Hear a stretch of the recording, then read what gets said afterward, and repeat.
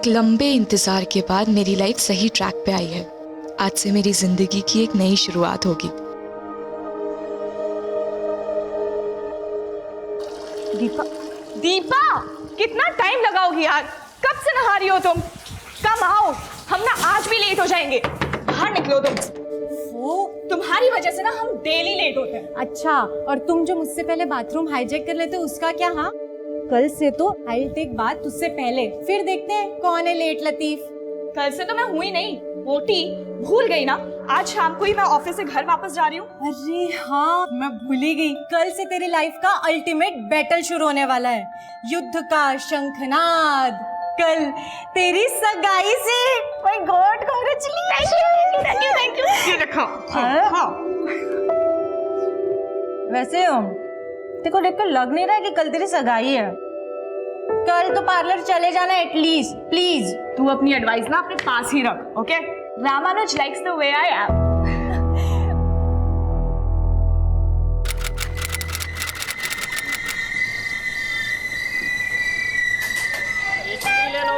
चाय चाय चाय चाय चाय चाय गरम समोसा। 16 जनवरी 2012 की शाम मैं एक ऐसे सफ़र की शुरुआत करने वाली थी जिसमें बीतने वाला हर एक पल उन उम्मीदों से भरा हुआ था जो अम्मा ने मुझसे लगा रखे थे। भीड़ और शोरगुल के बीच भी ये सफ़र मुझे अतीत की उन सारी यादों से जोड़ रहा था जिनसे मेरा बचपन से एक नाता था। लेकिन अब हर नाता 360 डिग्री का रिवर्स टर्न लेने वाला था। शादी के बाद तुम्हें जॉब छोड़नी पड़ेगी राम्या। लेकिन ये मेरा फर्स्ट जॉब है। It's really special to me. I mean, इसको क्विट करना मेरे लिए इतना आसान नहीं है रामानुज। मतलब शादी के बाद तुम एर्नाकुलम में और मैं शोरनूर में। अरे हस्बैंड वाइफ का 300 किलोमीटर दूर रहना मतलब 300 तरह की मिसअंडरस्टैंडिंग पैदा हो जाती है। हाँ रामानुज, पर मैं सिर्फ इतना कह रही हूँ कि शादी के बाद मैं अपने कोलीग्स को, अपने फ्रेंड्स को, दीपा को और एर्नाकुलम शहर को बहुत मिस करूंगी। राम्या, तुम कुछ मिस नहीं करोगी। Believe me, I will give you heaven. Ramanuj, अम्मा का कॉल आ रहा है। मैं उनको बताना ही भूल गई कि मैं ट्रेन में चढ़ गई हूँ। I call you back soon, okay? Okay okay. हाँ माँ। लेडीज कंपार्टमेंट में ही बैठी है ना राम्या? हाँ माँ, लेडीज कंपार्टमेंट में ही बैठी हूँ। आप टेंशन मत लो। अच्छा ठीक है, ध्यान से आना।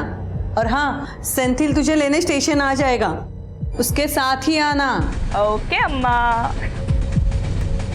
ये लो ना, सेवैया है। No thanks. अरे ले लो ना, थोड़ा शर्माओ मत, ले ले। Thank you.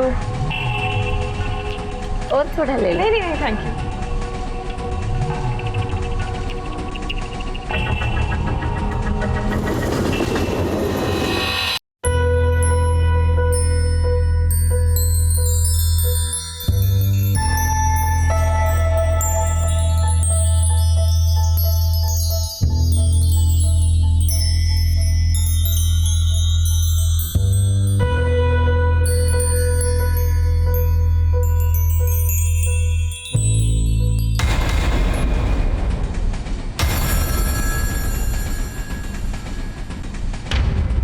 भगवान से बस अब यही कामना है कि मेरी खुशियों को किसी की नज़र ना लगे और ये सफ़र आसानी से बीत जाए।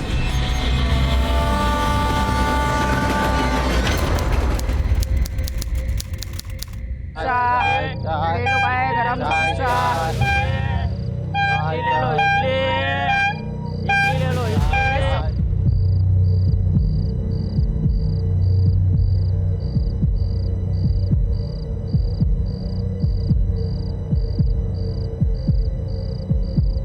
राम्या की ट्रेन आ गई?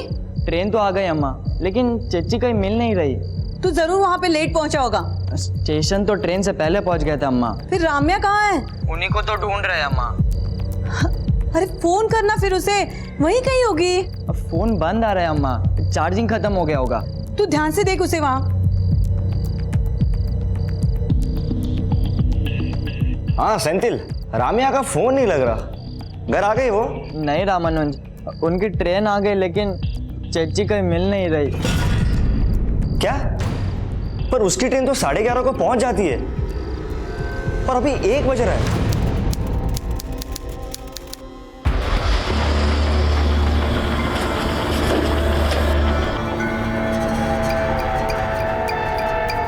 सर मेरी सिस्टर राम्या ने एर्नाकुलम से शोरनूर वाला पैसेंजर ट्रेन पकड़ा था।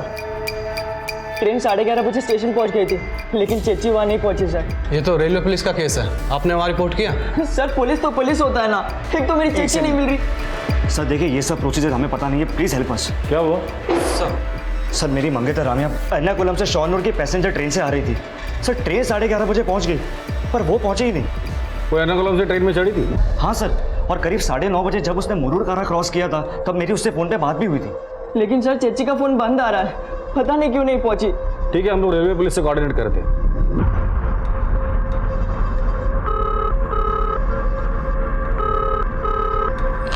हेलो, मैं कालिंदी नगर पुलिस स्टेशन से PSN नायर बोल रहा हूँ। हमारे यहाँ पे एक लड़की की मिसिंग कंप्लेंट आई। उसके घर वालों का कहना है कि वो लड़की शोरनूर रेलवे स्टेशन पे पहुँचने वाली थी और वहाँ से वो घर तक पहुँची नहीं। क्या आपके पास ऐसी किसी लड़की की कोई इन्फॉर्मेशन है? एर्नाकुलम शोरनूर पैसेंजर ट्रेन आने के बाद उस ट्रेन के 2 पैसेंजर्स ने हमें बताया था। सर हम लोग लेडीज कंपार्टमेंट के आगे वाले कोच में थे। वल्लमल क्रॉस होने के 10-12 मिनट बाद मैंने एक लड़की को लेडीज कंपार्टमेंट से जंप करते हुए देखा सर। हमें उनकी बातों से ऐसा लग रहा था जैसे लेडीज कंपार्टमेंट खाली होगा। वैसे भी वल्लमल स्टेशन आते आते ट्रेन लगभग खाली हो जाती है। हमें ऐसा लग रहा है जैसे लड़की ने सुसाइड किया होगा। क्या उस लड़की की बॉडी आपको मिली है? हमें अभी तक लड़की की बॉडी की कोई इन्फॉर्मेशन नहीं मिली है, लेकिन हमारी टीम रेलवे ट्रैक्स पे उसे सर्च करने की कोशिश कर रही है।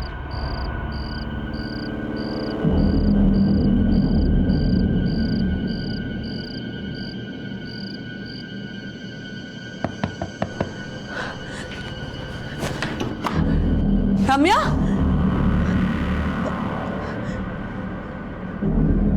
राम्या, राम्या कहाँ है? सेंथिल, राम्या कहाँ है? रामानुज, राम्या कहाँ है?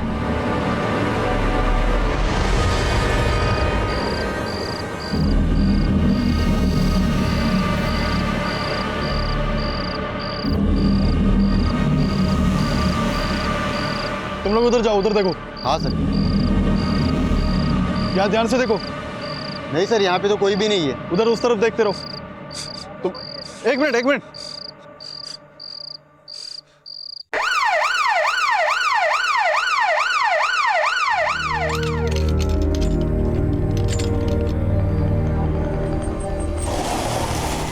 राम्या अगर ट्रेन से कूदी थी तो उसको ट्रैक के पास मिलना चाहिए था, लेकिन वो ट्रैक से इतने दूर मिली कैसे? हमें लगता है ट्रेन से कूदने के बाद राम्या जिस स्पॉट पे गिरी होगी वहां से उसे ड्रैग करके दूसरी जगह पे ले जाया गया होगा। राम्या हमें जिस जगह पर मिली उस वक्त उसके शरीर पर एक भी कपड़ा नहीं था। शायद उसके साथ रेप किया गया हो। आपका कहना है राम्या जब ट्रेन से गिरकर बुरी तरह जख्मी हुई थी और जिंदगी और मौत के बीच जूझ रही थी, तब उसके साथ उस हालात में किसी ने रेप किया? वी गेस ये रेप नहीं गैंग रेप हो सकता है। हो सकता है एक से ज्यादा लोग उसे ट्रैक से खींच कर ले गए हों और उसके साथ गैंग रेप किया हो। क्या हुआ सर? कहाँ है मेरी राम्या? क्या हुआ है उसे? यहाँ क्यों लेके आए उसे? देखिए, राम्या ट्रेन से गिरने के बाद बुरी तरह जख्मी हुई है और हमें शक है कि शायद उसके साथ गैंग रेप हुआ है। ये आप क्या कह रहे हैं सर? तो पहले तो आप कह रहे थे कि सुसाइड है और अब आप कह रहे हैं कि रेप। देखिए, हमें शक है कि शायद राम्या ने सुसाइड अटेम्प्ट किया। नहीं, मेरी राम्या कभी सुसाइड नहीं कर सकती। वो कोई और लड़की होगी जिसे आप राम्या समझ रहे हो। देखिए, हम खुद हैरान हैं कि कोई आदमी इतना वहशी कैसे हो सकता है कि जो लड़की जख्मी है, जिंदगी और मौत के बीच जूझ रही है, उसके साथ वो रेप करे।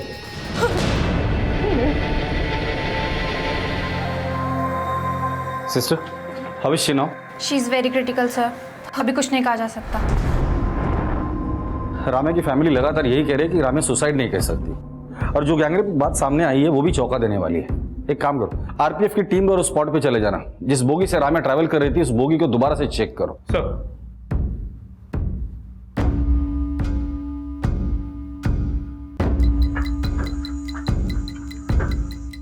पूरे कंपार्टमेंट को अच्छे से चेक करो। जो भी एविडेंस लगता है कलेक्ट करो उसे।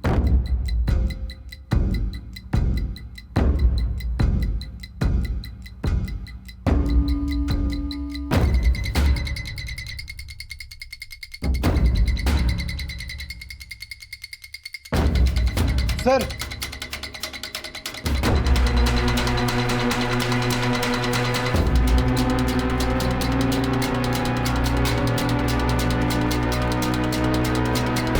दोनों बटन सेम लग रहे हैं, हो सकता है सेम शर्ट के हो।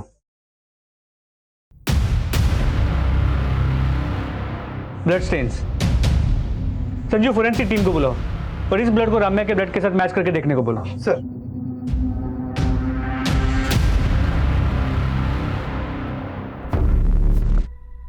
हमें यहीं पे उस लड़की की लाश मिली थी।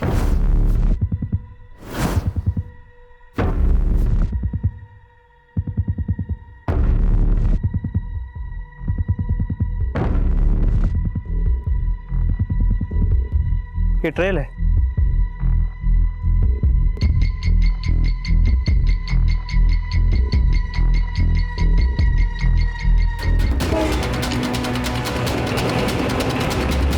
और अब लड़की उस तरफ गिरी थी।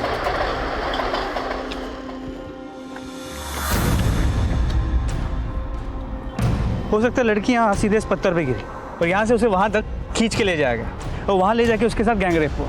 लेकिन रात में अंधेरा होने की वजह से हमें पता नहीं चल पाया कि राम्या यहाँ पे गिरी होगी।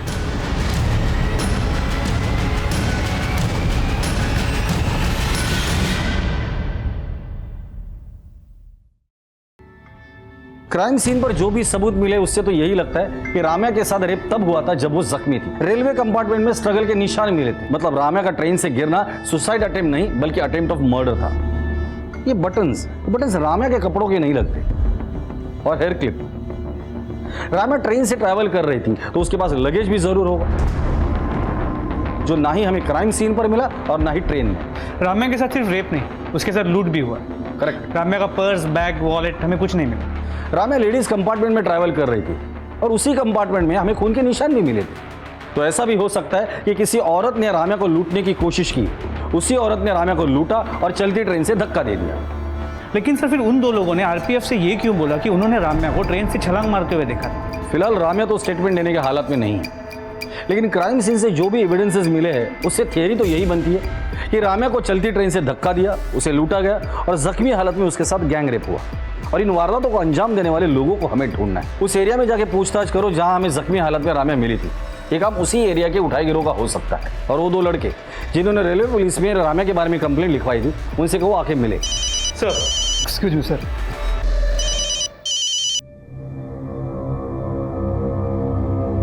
सर वीडियो वाले को इस केस के बारे में पता चल गया है। कल 16 जनवरी की रात एर्नाकुलम शोरनूर पैसेंजर से सफर कर रही एक लड़की के साथ कुछ ऐसा हुआ जिसे जानकर आप सबके रोंगटे खड़े हो जाएंगे। आखिर कौन होंगे वो दरिंदे जिन्होंने एक ऐसी लड़की के साथ गैंग रेप किया जो लहूलुहान हालत में जिंदगी और मौत से लड़ रही थी। पहले जिसे रेलवे पुलिस सुसाइड का केस मान रही थी, अब वो केस गैंग रेप और अटेम्प्ट टू मर्डर का भी समझा जा रहा है।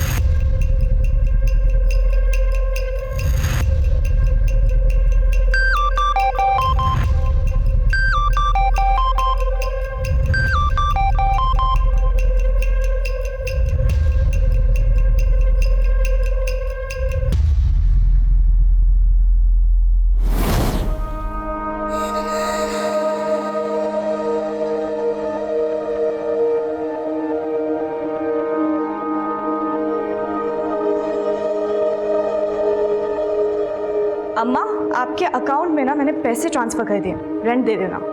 अरे रेंट का पैसा तो सेंथिल ने अरेंज कर लिया था। इस पैसे से हम तुम्हारी सगाई की शॉपिंग कर लेंगे। अम्मा, आप कॉफी पी रही है ना? तुझे कैसे पता चला? बस आपकी कॉफी की स्मेल शोनूर से एर्नाकुलम तक आती है। बहुत मिस करती हूँ आपकी कॉफी को। वर्ल्ड में आपके जैसी कॉफी ना कोई नहीं बना सकता। अच्छा, अब ज्यादा मस्का मत लगा। शोनूर कब आ रही है? अगले हफ्ते तुम्हारी सगाई है और तुम अभी भी वहीं हो। सगाई से पहले अपनी अम्मा के साथ वक्त नहीं बिताओगी? सगाई के बाद ना एक हफ्ता मैं सिर्फ आपके साथ रहूंगी, आपकी कॉफी और हम खूब बातें करेंगे।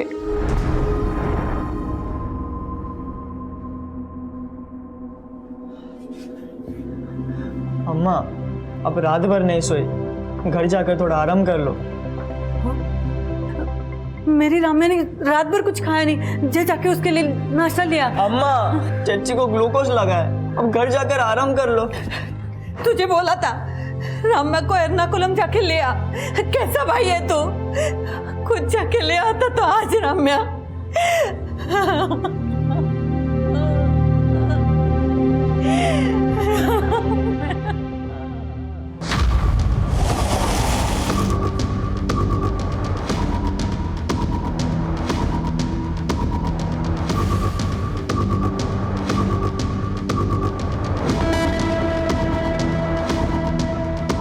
तो जिन दो लोगों ने रेलवे पुलिस में राम्या की ट्रेन से गिरने की कंप्लेंट लिखवाई थी, उनका फोन ही नहीं बल्कि घर भी बंद है। सर वो दोनों सुबह से गायब, आस पड़ोस से भी उनके बारे में कुछ पता नहीं चल पाया है। अगर इनका फोन और घर दोनों बंद है तो हो सकता है कि राम्या के साथ जो कुछ भी हुआ है इसमें ये दोनों इन्वॉल्व हो। इन दोनों का फोन सर्वेलेंस पे डाल दो और ढूंढ कर निकालो ये दोनों है कहाँ। जी सर। रेलवे पुलिस को कंप्लेंट लिखवाने वाले रंजीत और स्वामी नाम के लड़कों का गायब होना उनकी भूमिका संदिग्ध बना रहा था। वहीं क्राइम सीन के आसपास के इलाकों के जेब कतरे, चोर उचक्के और उठाई गिरोह को भी राउंड अप किया जा रहा था और जल्द ही उन दोनों लड़कों में से एक रंजीत का फोन ऑन हुआ। सर मैंने तो खुद रेलवे पुलिस को कंप्लेंट लिखा करके अपना फर्ज निभाया था, अब आप लोग मुझ पर ही शक कर रहे हैं। तुझ पे शक इसलिए कर रहे हैं क्योंकि तू फोन बंद करके गायब हो गया था। सर मैं बीएससी का स्टूडेंट हूँ, एग्जाम देने गया हुआ था और सर एग्जाम हॉल में फ़ोन यूज़ करना अलाउड नहीं है, इसलिए मैंने अपना फ़ोन बंद कर रखा था। तेरा वो दोस्त वो भी गायब है जिसके साथ मिलकर तू रेलवे पुलिस में कंप्लेंट लिखवाने गया था। सर वो मेरा दोस्त नहीं है, हम लोग बस सर साथ में उसी ट्रेन में शोरनूर जा रहे थे जिस ट्रेन से उस लड़की ने छलांग लगाई थी। तो तूने अपने डिब्बे से उस लड़की को लेडीज कंपार्टमेंट से कूदते हुए देखा था? नहीं सर मैंने नहीं देखा था, वो उसी दूसरे लड़के ने देखा था। क्या ऐसा तो नहीं कि उस लड़की को ट्रेन से उस लड़के ने धक्का देते वक्त तूने देखा था? नहीं सर मैंने बोला ना, हम सर दूसरे कंपार्टमेंट में थे।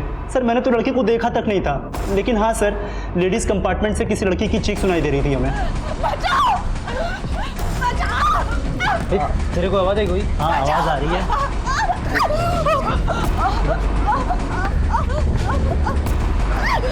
लगता है लेडीज कंपार्टमेंट से आवाज आ रही है, कुछ प्रॉब्लम है वहाँ पे। हाँ मुझे भी लगता है आवाज इधर ही से आ रही है। क्या हुआ अंकल? लेडीज कंपार्टमेंट से आवाज आ रही है, कुछ तो प्रॉब्लम है। मैं एक काम करता हूँ, मैं चेन खींचता हूँ। स्टॉप! वो लड़की कूद गई ट्रेन से। क्या? मैंने अभी देखा उसे। सर मैं तो खुद ट्रेन की चेन खींचना चाहता था पर उस लड़के ने मुझे रोक दिया, बोला कि लड़की कूद गई है और हम शोरनूर उतर करके रेलवे पुलिस को सब बता देंगे। तुम लोगों ने लड़की की चीखें सुनी थी, उसको ट्रेन से कूदते हुए देखा था, फिर शोरनूर स्टेशन पे रेलवे पुलिस को पूरी बात क्यों नहीं बताई थी? सच सच बता दे, क्या कांड किया था तुम दोनों ने मिलकर उस लड़की के साथ? सर हमने कुछ नहीं किया है सर। सर हमें तो उस लड़की की परवाह थी, तभी तो हमने रेलवे पुलिस को सब बता दिया था। सर ये कोई साजिश लगती, तभी तो इस रंजीत का जोड़ीदार गायब है। रंजीत का कहना है कि स्वामी उसका दोस्त नहीं है।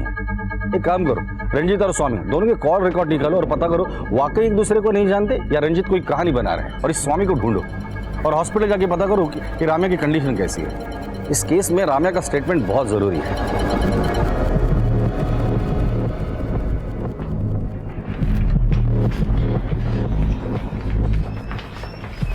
रामानुज, राम्या कैसी है? वो ठीक नहीं है दीपा, काफी इंजरीज है। और न्यूज की अब क्या होगा? सेंथिल कहाँ है?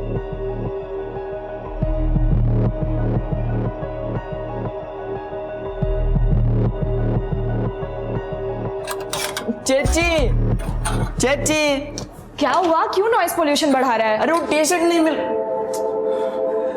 ये टी शर्ट हमने अपने लिए लाया तो तुम पहन के रखी हो। मुझे लगा तो मेरे लिए लेके आए। येलो मेरा फेवरेट कलर है ना। तो क्या हर येलो चीज आपकी हो जाएगी क्या? Okay let it be.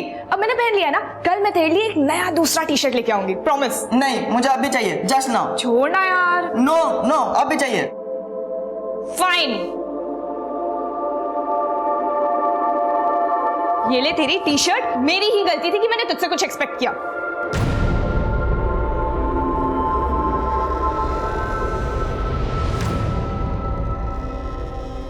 Hello sir. Ji sir मुझे पता है कि मैटर बहुत सीरियस है and we are trying our level best sir. Okay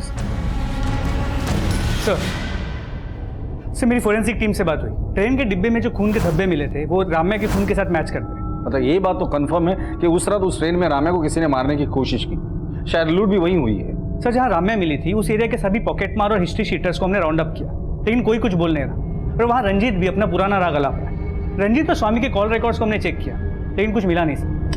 नहीं पता नहीं क्यों मुझे ऐसा बार बार लग रहा है कि रंजीत और स्वामी एक दूसरे को पहले से जानते हैं। हाँ मेनू बोलो। सर स्वामी के रिलेटिव से स्वामी के बारे में पता चला है। उठाकर लेकर आओ इस स्वामी को।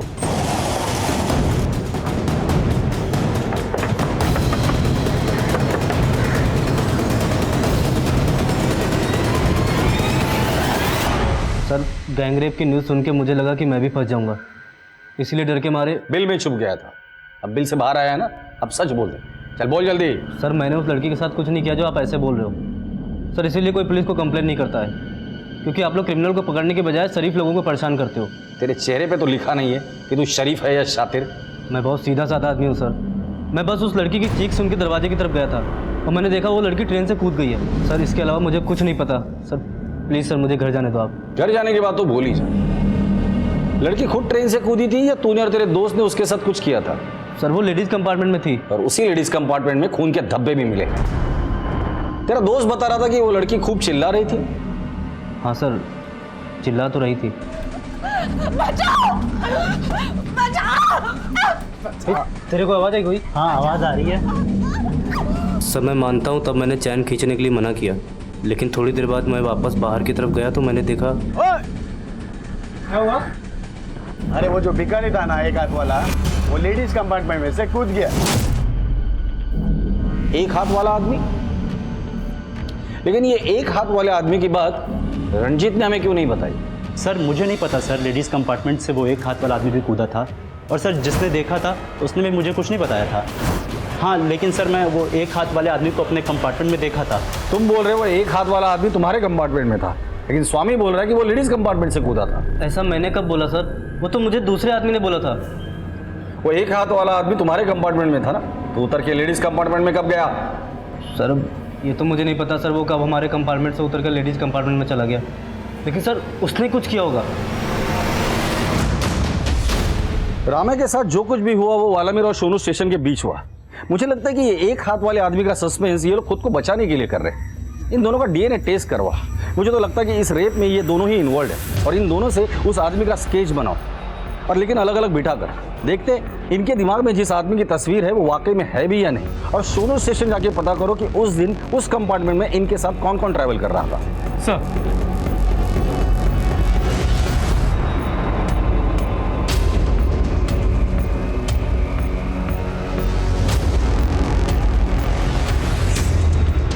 ये दोनों स्केचेस लगभग एक जैसे हैं, मतलब ये एक हाथ वाला आदमी वाकई में है। सर शोरनूर रेलवे स्टेशन की सीसीटीवी फुटेज मिल गई है। सर ये लड़कों का कंपार्टमेंट लेडीज़ कंपार्टमेंट के पीछे है और यहाँ रंजीत और स्वामी के साथ और 2 लोग उतरे हैं। जूम करो। हाँ सर यही वो आदमी है जिसने उस लड़की के ट्रेन से कूदने के बाद मुझे बताया था कि एक हाथ वाला आदमी लेडीज़ कंपार्टमेंट से कूदा था। इस केस में अब एक ऐसे शख्स का जिक्र हो रहा था जिसके होने न होने को लेकर पुलिस को संदेह था, लेकिन जो उस रात शोनूर स्टेशन पर उतरे थे उन लोगों को रम्या के गैंगरेप से जोड़ना असंभव को संभव मान लेने जैसी अतिशयोक्ति थी। लेकिन स्वामी का बयान भी अतिशयोक्ति से कम नहीं था कि रम्या के ट्रेन से गिरने के बाद लेडीज कंपार्टमेंट से एक कटे हाथ वाला आदमी चलती ट्रेन से कूदा था। उसको कूदते हुए देखने वाले की पहचान की गई और उसको भी पुलिस स्टेशन बुलाया गया। हाँ सर यही वो एक हाथ वाला भिखारी था जो उस दिन लेडीज कंपार्टमेंट में से कूद गया था। तो ये एक हाथ वाला भिखारी खुद चलती ट्रेन से कूदा था? हाँ सर मैंने कूदते हुए देखा था उसको, लेकिन लड़की को कूदते हुए नहीं देखा था सर मैं। लेकिन रंजीत और स्वामी तो कह रहे थे कि ये एक हाथ वाला भिखारी तुम्हारे कंपार्टमेंट में था और तुम कह रहे कि वो लेडीज कंपार्टमेंट में था। हाँ सर वो पहले हमारे कंपार्टमेंट में ही था, लेकिन हो सकता है कि वो वल्ला मिल में उतर गया हो और लेडीज कंपार्टमेंट में चला गया हो। तो तुम ये कहना चाहते हो कि ये आदमी पहले तुम्हारे कंपार्टमेंट में था, वहां से उतर कर वो लेडीज कंपार्टमेंट में गया, उसने रम्या को धक्का दिया और फिर खुद चलती ट्रेन से कूद गया। सर मैंने तो बस उस एक हाथ वाले आदमी को चलती ट्रेन से कूदते हुए देखा था, बाकी क्या हुआ मेरे को नहीं मालूम सर। बाकी बहुत कुछ हुआ है अर्जुन जी। ट्रेन से गिरने के बाद लड़की को झाड़ियों के बीच घसीट कर लेकर गए और उसके साथ गैंगरेप हुआ है। जब न्यूज में आया था तो मैंने भी देखा था और बाद में मेरे को रियलाइज हुआ था कि हम तब बहुत कुछ कर सकते थे, लेकिन तुमने नहीं किया। क्यों नहीं किया बताओ? क्योंकि इन सब में तुम लोग भी इन्वॉल्व हो। नहीं सर ऐसा कुछ नहीं, लेकिन मुझे लगता है इन सब के पीछे इस एक हाथ वाले भिखारी का ही हाथ है। हाँ सर एक हाथ कटा हुआ आदमी मुल्लुरपुरम स्टेशन से हमारे कंपार्टमेंट में आके बैठा था, लेकिन सर ट्रेन से कूदते हुए मैंने ना उस आदमी को देखा था ना उस लड़की को। आपने उस लड़की की चीखें सुनी थी? हाँ सर जितने भी लोग कंपार्टमेंट में थे ना सर सब लोगों ने सुनी थी। जब वो लड़की चीख रही थी तो ये एक हाथ कटा आदमी का हाथ? सर वो मेरे को नहीं मालूम, लेकिन हाँ सर जब लड़की की आवाज़ आई थी ना तब वो आदमी हमारे कंपार्टमेंट में नहीं था। आपको पता था कि आपके बाजू के कंपार्टमेंट में एक लड़की मुसीबत में, आपको एक बार भी नहीं लगा कि उस लड़की की मदद करनी चाहिए? वो क्या है ना सर एक लड़का बोला कि वो लड़की चलती ट्रेन से कूद गई। मेरी समझ में नहीं आ रहा सर कि वहाँ क्या हो रहा है। समझ में नहीं आ रहा था? कहीं ऐसा तो नहीं कि आपको समझ में तो सब कुछ आ रहा था, लेकिन उन लड़कों के डर से बोल वही रहे हैं जो उन लड़कों ने बोलने को बोला है। नहीं नहीं सर, ऐसा कुछ भी नहीं है सर। हाँ सर, ये वही आदमी है जिसका हाथ कटा हुआ था। सर ये चारों बोल रहे हैं कि उन्होंने उस रात ट्रेन में इस एक हाथ वाले आदमी को देखा था और इनडायरेक्टली इशारा भी इसी की तरफ कर रहे हैं। मुझे इन चारों की झूठ बोलने की पॉसिबिलिटी नजर नहीं आती। मैंने इनके रिकॉर्ड चेक किए हैं, ये चारों एक दूसरे को नहीं जानते। नायर, रामे के साथ गैंग रेप हुआ है, हम इन चारों पर ऐसे ही भरोसा नहीं कर सकते। इनका भी डीएनए टेस्ट कराओ। सर। एर्नाकुलम शोनूर पैसेंजर ट्रेन के लेडीज कंपार्टमेंट से रम्या की बिलखती चीखें सुनने वाले, रम्या को ट्रेन से गिरता हुआ देखने वाले और उस एक हाथ वाले आदमी को इन अपराधों का प्राइम सस्पेक्ट बनाने वाले वो चारों पैसेंजर्स अब शक के दायरे में थे। पर पुलिस की ये थ्योरी कि रम्या का गैंग रेप हुआ था, इस थ्योरी को अब एक ऐसा झटका लगने वाला था जिसकी किसी ने कल्पना भी नहीं की थी। सर, रम्या के मेडिकल रिपोर्ट देखकर एक बात तो बिल्कुल साफ है कि उसका गैंग रेप नहीं हुआ था, बल्कि एक ही आदमी का इन्वॉल्वमेंट है उसके रेप में। लेकिन डॉक्टर साहब, राम्या जिस कंडीशन में मिली थी और अभी जो उसकी हालत है, उसे देखकर लगता नहीं कि ये एक ही आदमी का काम है। सर, राम्या के बॉडी से जो हमें डीएनए सैंपल मिला है वो सिर्फ एक ही आदमी का है जिसने उसका रेप किया था। सर, उसकी कंडीशन में कोई भी इंप्रूवमेंट नहीं हो रहा है, पर फिर भी हम पूरी कोशिश कर रहे हैं। Please doctor, do something. सिर्फ राम्या ही हमें बता सकती है कि उसके साथ क्या हुआ था और किसने ये सब कुछ किया था।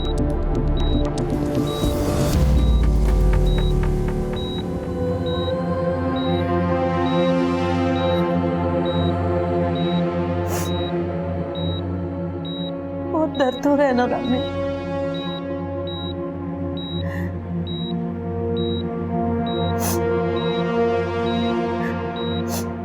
बोलना बेटा, बोलना राम्या, मुझसे बात कर, अपनी अम्मा से बात कर।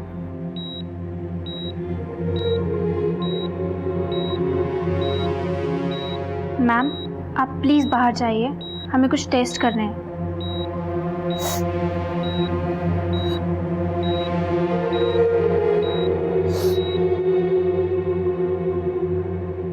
वो चारों अपने बयान पे कायम है कि ये आदमी उस लेडीज कंपार्टमेंट में था जहाँ राम्या का ब्लड मिला, और राम्या के ट्रेन से गिरने के बाद इसे भी ट्रेन से कूदते हुए देखा गया। और राम्या की बॉडी पर भी एक ही आदमी का डीएनए सैंपल मिला है। कि ऐसा तो नहीं कि इसी साहब, ये एक हाथ वाला आदमी एक घायल लड़की को ट्रैक से करीब 200 मीटर दूर तक घसीट के ले जाना और वहाँ उसके साथ रेप करना, सर कैसे हो सकता है? लेकिन इसने ये नहीं किया, किसी दूसरे आदमी ने किया है, तो उस दूसरे आदमी का हमारे पास कोई क्लू नहीं है। नायर, कैसे भी करो पता करो ये आदमी है कौन। उस रात उस कंपार्टमेंट में जो कुछ भी हुआ था या तो राम्या बता सकती है या फिर ये आदमी। सर,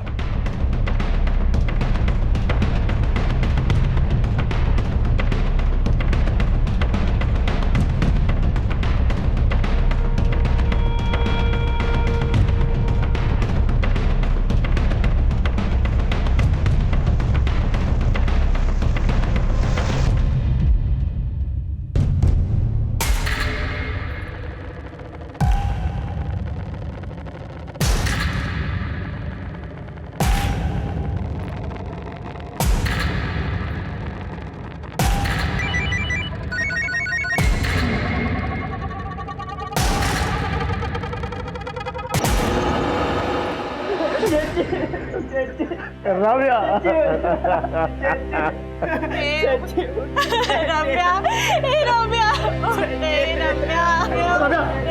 प्लीज प्लीज संभालिए, प्लीज प्लीज संभालिए।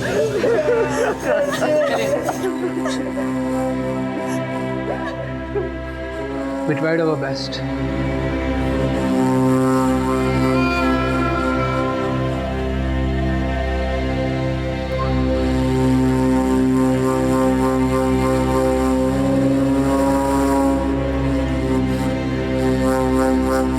छुटकारा मिल गया मेरी बच्ची को अपने दर्द से, और मुक्ति तो उसे तभी मिलेगी जब उसके कल्प्रिट को सजा होगी।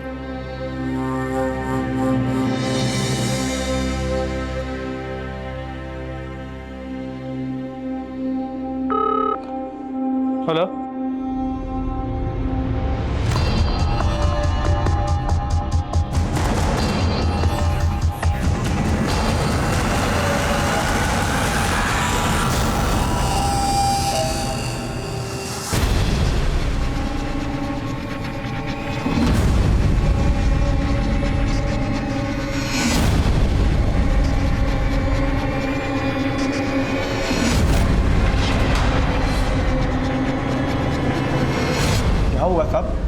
मेरे को यहाँ क्यों लाए हो?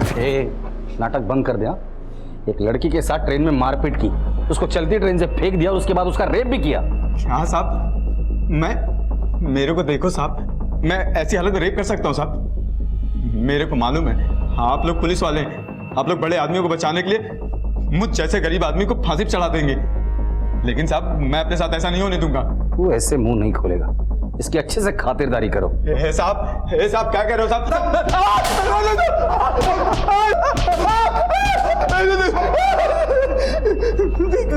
आप जितना मान लो साहब, लेकिन मैं झूठ नहीं बोलूंगा।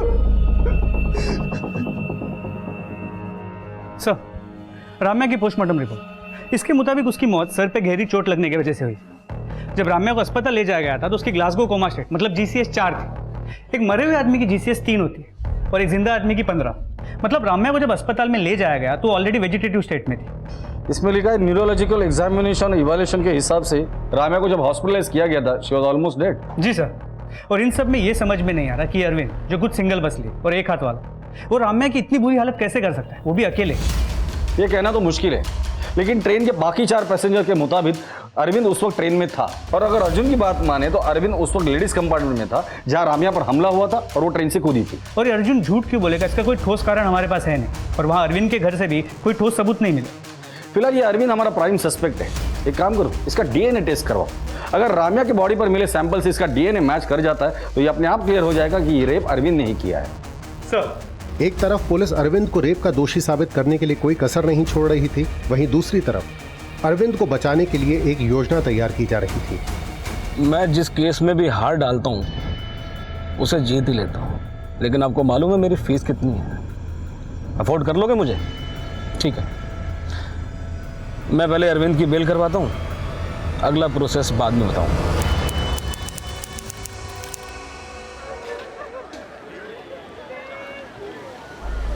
आप देख सकते हैं कि पुलिस अरविंद को कोर्ट में लेकर जा रही है। आज रमैया रेप केस की सुनवाई है और अरविंद को फांसी की सजा दिलाई जाने की मांग की जा रही है। स्टेट के सबसे फेमस और क्रिमिनल लॉयर BP कुकुनर अरविंद को डिफेंस कर रहे हैं। उनका मानना है कि अरविंद इनोसेंट है। मैम, अरविंद को देखने के बाद मुझे नहीं लगता कि आप या कोर्ट में बैठा कोई भी आदमी ये मानने को तैयार होगा कि इस 40 किलो के आदमी ने एक 52 किलो की लड़की को असॉल्ट किया। मतलब पहले उसे ट्रेन से नीचे फेंका, फिर खुद नीचे कूदा और जख्मी हालात में उस लड़की को 200 मीटर ट्रैक से घसीटकर दूर ले गया और उसके साथ रेप किया, वो भी एक हाथ से। How it is possible ma'am? This is nothing but incompetence. Police को कोई कल्प्रिट नहीं मिला तो अपनी नाक बचाने के लिए उन्होंने ऐसे ही रैंडम एक वीक आदमी को पकड़ा और लाके आपके सामने खड़ा कर दिया। मैडम, अरविंद के बल्ला मिल में लेडीज कंपार्टमेंट में घुसते ही ट्रेन में मौजूद 4 लोगों ने राम्या की चीख सुनी। लेडीज कंपार्टमेंट में और रेलवे ट्रैक पर जो ब्लड स्प्लैटर मिला था वो भी राम्या के ब्लड सैंपल से मैच करता है। और जब राम्या ट्रेन से कूदी, अरविंद भी कूदा। इससे ये प्रूव होता है कि अरविंद ने ही राम्या को असॉल्ट किया था, क्योंकि उस वक्त ट्रेन के कंपार्टमेंट में राम्या और अरविंद के अलावा कोई नहीं था। ये सब सर्कमस्टेंशियल एविडेंसेस हैं। Actually nobody saw nothing. कुछ हुआ ही नहीं, ना असॉल्ट ना रेप, बस सिर्फ चीखें सुनी। मैडम, ये लेडीज कंपार्टमेंट में मिले एविडेंस हैं। इसमें उसी शर्ट के बटन्स हैं जो लेडीज कंपार्टमेंट में मिले। 4 लोगों ने देखा था उस रात अरविंद को, एंड दे कैन टेस्टिफाई।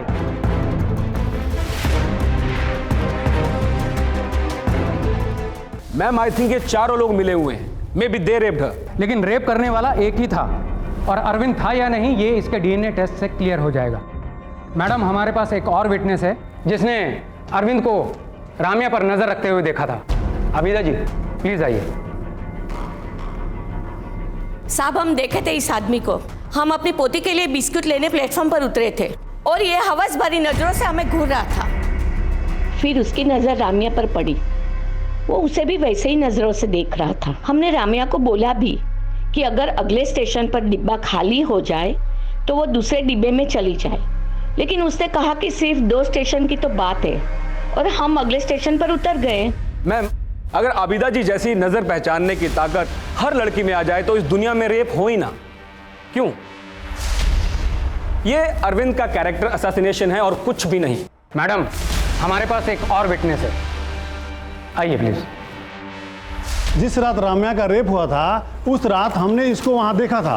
ए, इधर से आ रहा है। उस रात इसने क्रीम कलर का शर्ट और नीले रंग की लुंगी पहनी हुई थी और शर्ट के बटन खुले हुए थे। आप जा सकते हैं। कंपार्टमेंट में मिले बटन्स और विटनेसेस के बयान से यह साबित होता है कि अरविंद लेडीज कंपार्टमेंट में मौजूद था।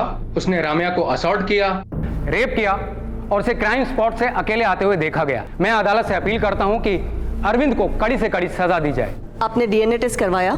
जी मैडम, लेकिन रिपोर्ट आने में थोड़ा टाइम लगेगा। The court is adjourned till next week.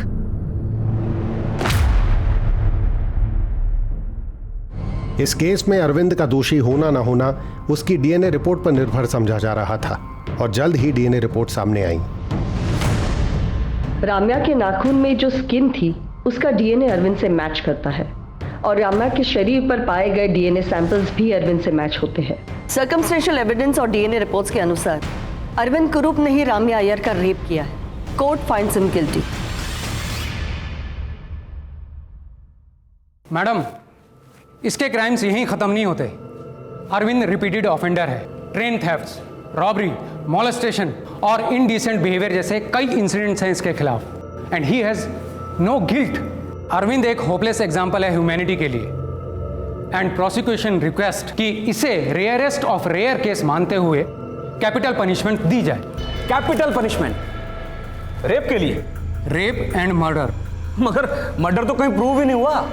कोई भी एविडेंस ये स्टेट करता ही नहीं है। ऑफ कोर्स करता है। पोस्टमार्टम रिपोर्ट के हिसाब से रामैया अय्यर की मौत सर पर गहरी चोट लगने की वजह से हुई और डॉक्टर्स की रिपोर्ट के अकॉर्डिंग राम्या को जब हॉस्पिटल लाया गया तो उसका ग्लासगो कोमा स्केल यानी कि GCS सिर्फ 4 था। एक मरे हुए इंसान का GCS 3 होता है और जिंदा इंसान का 15। राम्या अय्यर ट्रेन से गिरते ही वेजिटेटिव स्टेट में चली गई थी और न्यूरोलॉजिकल एग्जामिनेशन और इवेल्युएशन को देखा जाए तो Ramya Iyer was almost a dead body जब उसे हॉस्पिटल लाया गया और उसकी उस हालत का कारण ट्रेन से उस पत्थर पर गिरना था। Ma'am, court is a place of reason. Ramya की मौत पत्थर पर गिरने से हुई है, पर वो गिरी कैसे? किसी ने उसे धक्का दिया, वो खुद गिरी, ये तो कोई नहीं जानता। ये देखिए, प्राइम विटनेस नंबर 1 को लगता है कि वो खुद कूदी थी, विटनेस नंबर 2 को लगता है कि वो गिर गई थी, जबकि विटनेस नंबर 3 को लगता है कि उसे धक्का दिया गया था। तो मैडम, इसमें अरविंद ने मर्डर किया, ये कहां प्रूव होता है?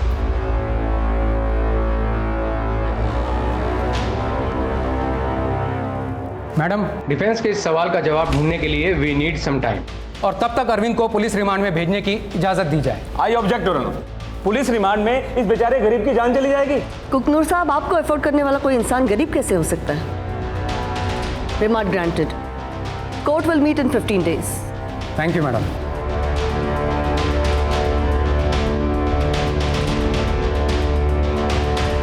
नायर, इस अरविंद की ठुकाई करके फायदा नहीं है। इसका मुंह खोलने के लिए कुछ और करना होगा। साहब, थोड़ा खाना दे दे साहब। साहब साहब साहब साहब साहब पानी दे दे साहब। साहब साहब पानी दे दे साहब। साहब पानी दे दे साहब। तो पानी दे दे साहब। पानी दे दे साहब। पानी दे दे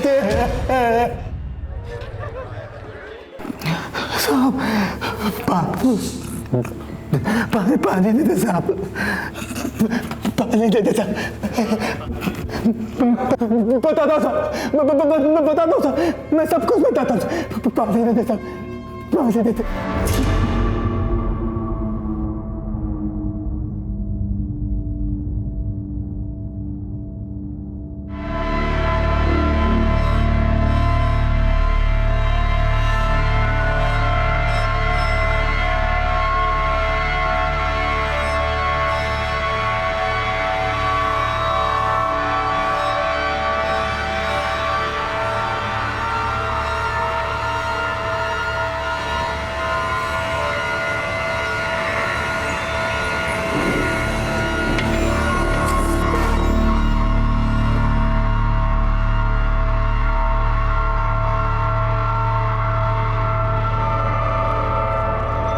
इस कन्फेशन पे इसकी साइन ले लो। साइन कर।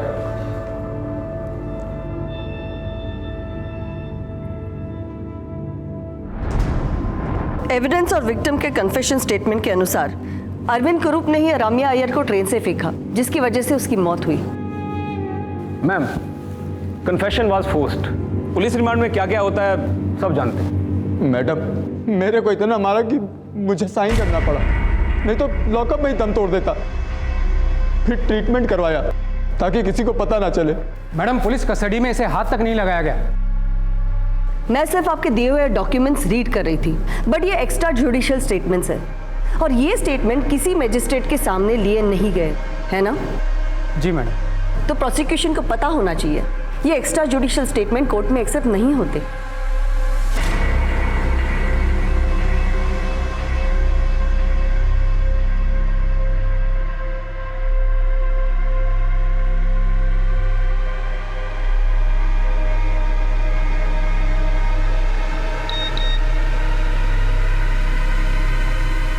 Arvind Kumar awarded capital punishment. चल जल्दी कैमरा लगा। पुलिस और प्रोसिक्यूशन को दिया गया एक्स्ट्रा जुडिशियल कस्टडी कन्फेशन वैसे तो कोर्ट में मायने नहीं रखता, पर रमैया अय्यर के केस को रेयरेस्ट ऑफ रेयर केस बताते हुए जज ने ये कन्फेशन एक्सेप्ट कर लिया है। सर, इस फैसले पे आप क्या कहना चाहेंगे? हाईकोर्ट है ना, हम हाईकोर्ट में अपील करेंगे। Sir, one question sir. Ramya rape case के प्राइम अक्यूज अरविंद के डिफेंस लॉयर बीपी कोकनूर को किसने और किस मकसद से केस लड़ने के लिए फंड किया था, ये राज आज भी बरकरार है और बीपी कोकनूर ने कभी इसका खुलासा नहीं किया। लेकिन झूठ की वकालत चाहे जितने भी प्रभावी ढंग से की जाए, जीत हमेशा सच की होती है। पर इस सच को स्वीकार करना हमेशा दुखद होगा कि रम्या अय्यर अब अपने परिवार के साथ नहीं है। पहले मेरे हिस्से की जमीन मुझे दे दो। तू आई के सामने अकड़ दिखाएगा? हमारे घर में रोज ऐसे ही झगड़े होते। बाबा झगड़ों में कुछ नहीं बोलते क्योंकि वो बीमार है। हमारे शहर में अच्छे अच्छे डॉक्टर है, पर दादी डॉक्टर को घर में आने ही नहीं देती हैं। मैंने वैद को लाने को कहा था, ये किसको उठा के लाए? मैंने सोच लिया कि मैं बड़े होकर डॉक्टर बनूंगी और बाबा को ठीक करूंगी। बाबा को तो मैं ठीक कर दूंगी, लेकिन जमीन को लेके जो घर में झगड़े होते उसे मैं कैसे रोकूंगी?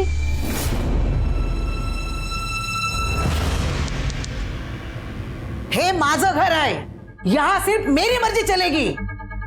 मैंने कहा ना, जमीन बेचनी है मतलब बेचनी है, समझे? नहीं समझा और ना ही समझूंगा। अरे कब तक ऐसे चलता रहेगा?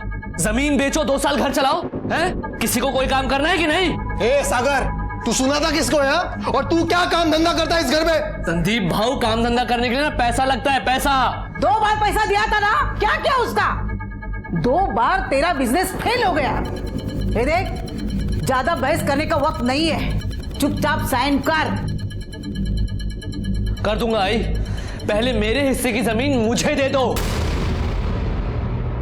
क्या बोला तू? बंटवारा करेगा? हाँ करूंगा। तो तू आई के सामने अकड़ दिखाएगा, जबान चलाएगा? क्या कर रहे हो? छोड़ो उसे। देवर जी, काय चुकीचं बोलला सागर?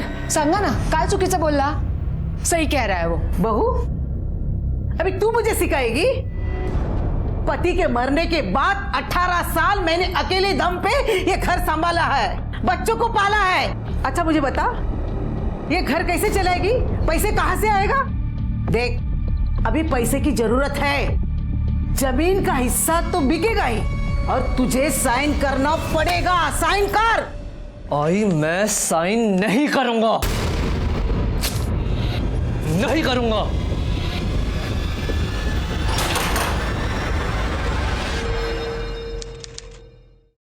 बाबा, जब मैं डॉक्टर बन जाऊंगी तो सबसे पहले आपका टीबी का इलाज करूंगी। ये क्या कर रही है? हाँ, कितनी बार तुझे बोला है ये रूम में आने से पहले मुंह पे रुमाल बांध लिया कर। चल जा यहाँ से। तुम्हाला ही कळत नाही ना, घेऊन बसा तिला गप्पा मारायला। ये क्या हुआ तेरे गले पर? ये इस तरफ। ये शायद किसी कीड़े ने काटा है। हाँ, सोते वक्त शायद कीड़े ने काट लिया होगा। बहुत बड़ा कीड़ा था शायद। जहां सोती हो जरा ध्यान से सोना। जी।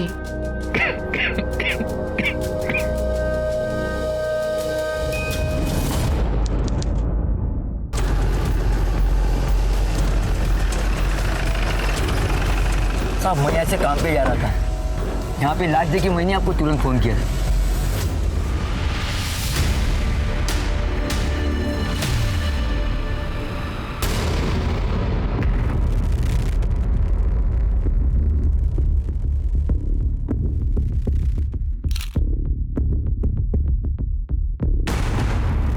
सर लगता है बॉटल से मारा गया। बियर पार्टी चल रही थी, बहस हो गई होगी और उसके सर पे मार के भाग गए। जरा इसकी बॉडी जेबें चेक करो, कुछ मिलता है क्या आइडेंटिफिकेशन के लिए।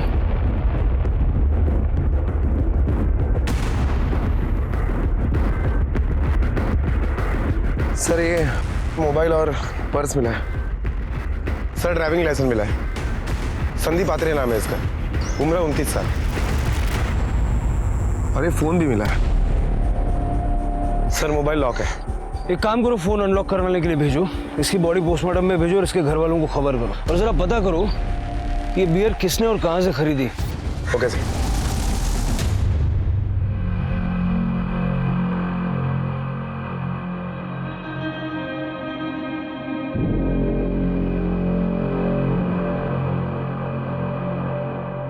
तू घबरा कुछ त्रिवेणी, ये तेरा भाव नहीं है। तूने कहा था ना रात को वो घर में था, तो यहाँ कैसे होगा? ये हमारा संदीप नहीं हो सकता। चलो देख ले।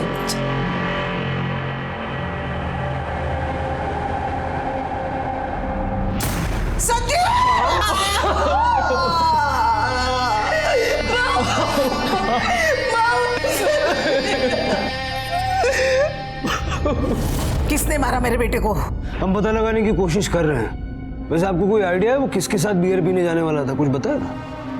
मेरा बेटा शराब नहीं पीता था क्योंकि मुझे पसंद नहीं था। माँ वो पीता था। खोटो बोलता है तू। माँ तुम्हें नहीं पता है संदीप भाऊ तुमसे छुपकर क्या क्या करता था। सर ये संदीप का मोबाइल अनलॉक किया है। लास्ट कॉल किसी अजय भाऊ को किया था। 1 मिनट 4 सेकंड तक बात हुई है और नंबर है 7764 598 346।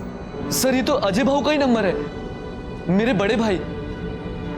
कहते हैं ना साहब, दुश्मनी की जड़ चोरी और जमीन से होती है। जमीन बहुत है हमारी और दुश्मन भी। आप पता करो मेरे बेटे को किसने मारा।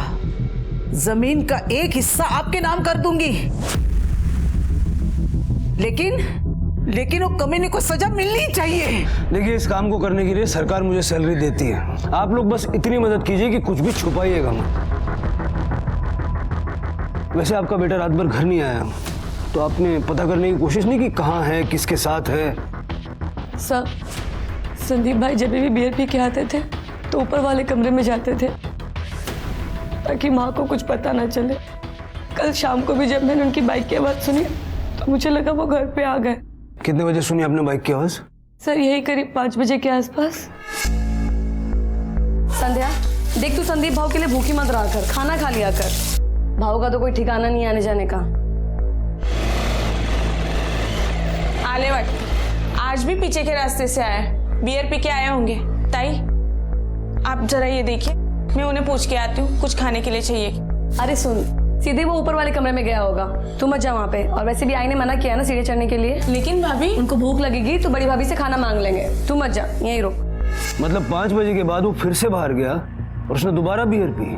सर उसके दोबारा जाने का तो नहीं पता। आपने आते हुए बाइक की आवाज़ सुनी थी तो जाते हुए नहीं सुनी? सर शाम के बाद घर में टीवी ऑन हो जाता है तो शायद इसलिए सुनाई नहीं दिया। अच्छा, संदीप कहीं भी आने जाने के लिए अपनी बाइक का यूज करता था? जी सर। लेकिन वारदात की जगह पे हमें उसकी बाइक नहीं मिली। उसकी बाइक कहाँ है?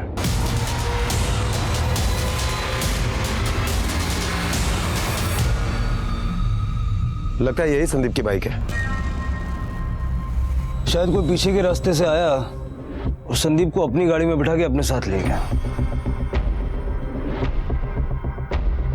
सर ये मेरी बड़ी भाभी अजय भाव की पत्नी।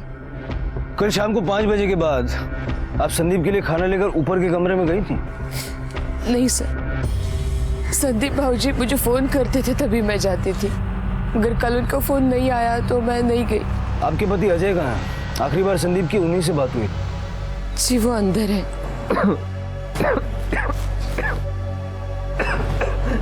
क्या है? मैं चिड़ियाघर का जानवर हूँ क्या? हर किसी को दिखाने ले आते हो? देखिए, आपके छोटे भाई संदीप के मर्डर केस की हम जांच कर रहे हैं और उसी सिलसिले में आपसे कुछ पूछताछ करनी है। मुझसे क्या पूछताछ करनी है साहब? आखिरी बार संदीप ने आपको फोन किया था, क्या बात हुई थी?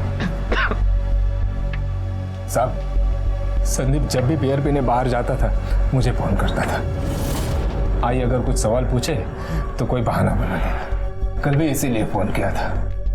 मेरे अलावा घर में सबको पता था कि संदीप बियर पीता था। कल आप कहाँ थे? सर, आप अजय भाव से सवाल क्यों पूछ रहे हैं? आप केशव से क्यों नहीं सवाल पूछते हैं? ये केशव कौन है?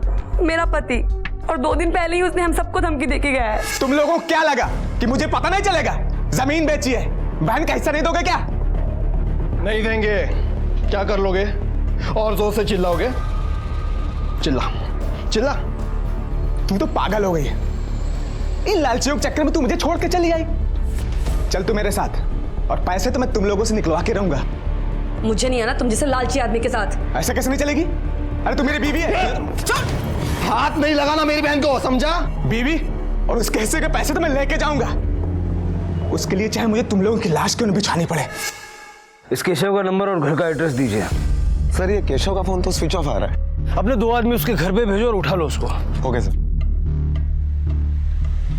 हेलो मात्रे, मैं तुम्हें एक फोटो और एड्रेस भेज रहा हूँ। उस आदमी के घर पर जाकर उसे तुरंत पुलिस स्टेशन उठा के लेके आओ। सर, मुझे एक बात बहुत अजीब लगी। घर वालों ने संदीप की बाइक की आवाज तो सुनी थी, लेकिन किसी ने भी ऊपर जाकर ये नहीं देखा कि संदीप घर पे आया भी है या नहीं। क्या वाकई में संदीप घर पे आया था या नहीं, ये पता ही नहीं चल रहा है। शिंदे, फटाफट उसकी पीएम रिपोर्ट मंगाओ। हो सकता है घर वाले कुछ न कुछ छुपा रहे हैं। हो सकता है कि संदीप घर पर आया ही नहीं था, उसका मर्डर दोपहर को ही हो गया था। सर, लेकिन उसकी बाइक तो घर के पीछे खड़ी थी। हो सकता है कि मर्डर करने वाले ने बाइक घर के पीछे लाके छोड़ दिया। एक काम करो, जरा आसपास पता करो इस फैमिली के बारे में।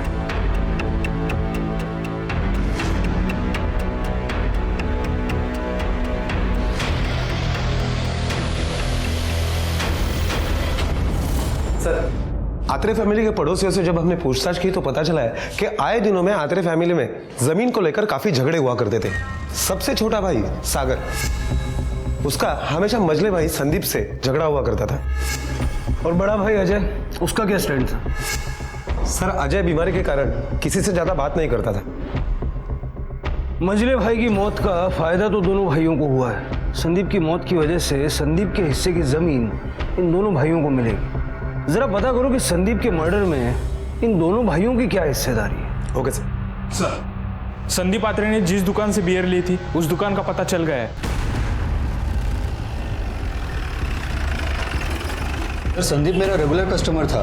कल दोपहर 2 बजे के करीब जब मैं लंच के लिए निकला था तब वो आया था सर। क्या गोविंद भाई, लंच टाइम? हाँ, और आपका बियर टाइम। अरे प्रमोद, 2 स्ट्रॉन्ग चिल्ड बियर निकाल संदीप भाई के लिए। सुनो ना, 2 माइल्ड भी बोल देना। हाँ, और 2 माइल्ड में निकाल। संदीप के साथ और कोई था? नहीं सर। उसके जो दोनों भाई हैं वो कौन सी बियर पीते हैं, स्ट्रॉन्ग या माइल्ड? सर, बड़ा भाई तो कुछ पीने के लायक भी नहीं है, पर छोटा भाई जो है वो माइल्ड पीता है। तो संदीप ने बियर जब खरीदी तो फिर वो यहाँ से किस तरफ गया?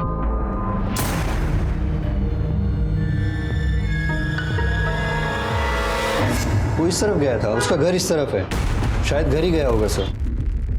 सर, बियर शॉप वाले ने कहा कि बियर लेने के बाद संदीप घर पे गया था इस तरफ, लेकिन उसकी लाश हमें रेलवे लाइन के पास मिली और रेलवे लाइन तो इस तरफ है।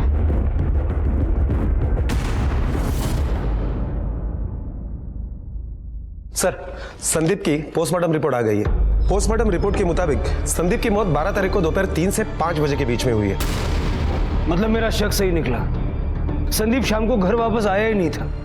शाम को 5 बजे जब त्रिवेणी ने बाइक की आवाज सुनी तो वो संदीप नहीं बल्कि उसका कातिल था जो घर के बाहर बाइक पार्क करके चुपचाप निकल गया। सर, हो सकता है कि वो घर का ही कोई हो जो चुपचाप घर वापस आ गया हो।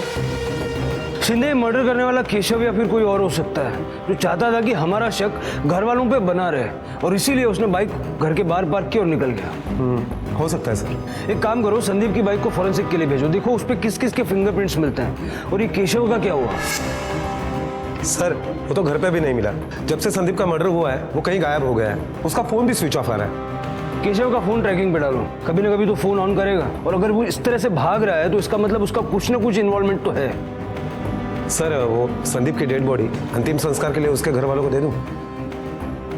ठीक है। जिस तरह की पेचीदगियां इस केस में पुलिस के सामने आ रही थीं, पुलिस के लिए ये केस सुलझाना आसान नहीं था, लेकिन जितनी मुश्किलें थीं, पुलिस की मेहनत उतनी ज्यादा थी। पुलिस को फिलहाल शक घर के लोगों पे ही था। सर ये अजय, संदीप और सागर, इन तीनों के मोबाइल रिकॉर्ड्स है। सर कॉल डिटेल से पता चलता है कि इनकी इस नंबर पर हमेशा बातें हुआ करती थी। ये नंबर दिनेश यादव का है। इन तीनों भाइयों की जो शहर में जमीन है, उसके एक हिस्से में दिनेश यादव खेती किया करता था। संदीप ने आखिरी बार बात अजय से की थी। 12 तारीख को 3 से 5 के बीच अजय की लोकेशन क्या थी?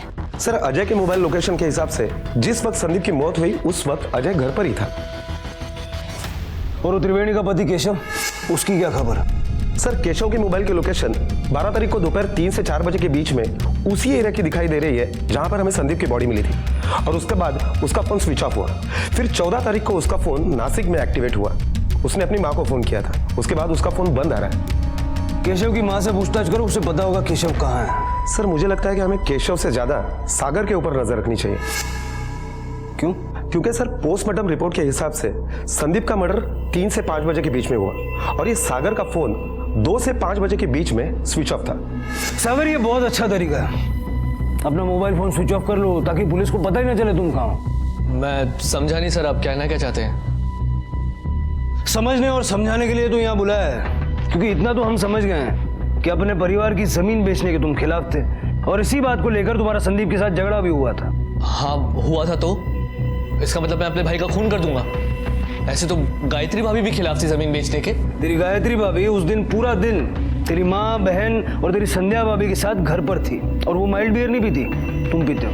हाँ पीता हूँ, तो उससे क्या साबित होता है? संदीप ने 2 स्ट्रॉन्ग बियर के साथ 2 माइल्ड बियर खरीदी थी। तुम संदीप के साथ बियर पीने गए, लेकिन पहले अपना मोबाइल फोन स्विच ऑफ कर लिया, फिर उसके साथ बैठ के बियर पी, उसको मारा। नहीं सर, मैं तो फिल्म देखने के लिए गया था सर।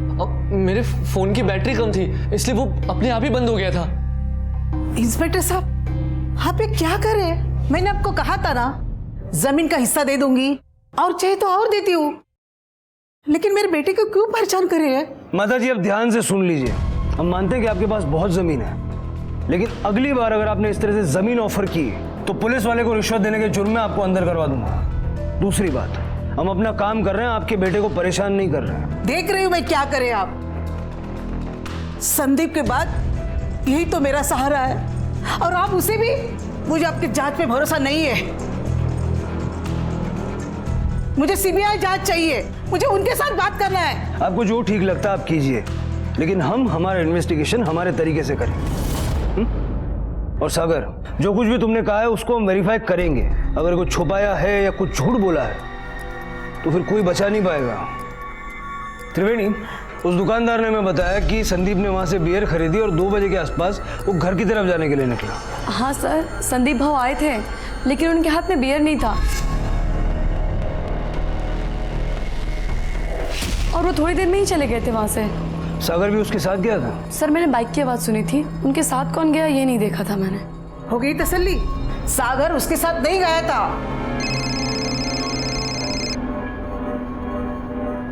हाँ भाभी। क्या क्या हुआ? क्या हुआ? आप घबराइए मत भाभी, हम लोग अभी आ रहे हैं। सागर क्या हुआ? हाँ? माँ, अजय भाऊ की तबीयत बहुत ज्यादा बिगड़ गई है। अरे बाप रे, तो एक काम कर, वैद को ले गया, हम लोग घर पहुंचते हैं। सर मैं निकलूं? जाओ। चल तू जा, चल चल चल। शिंदे, जरा पता करो ये सागर वाकई कोई फिल्म देख रहा था या हमें किसी फिल्म की कहानी सुना रहा है।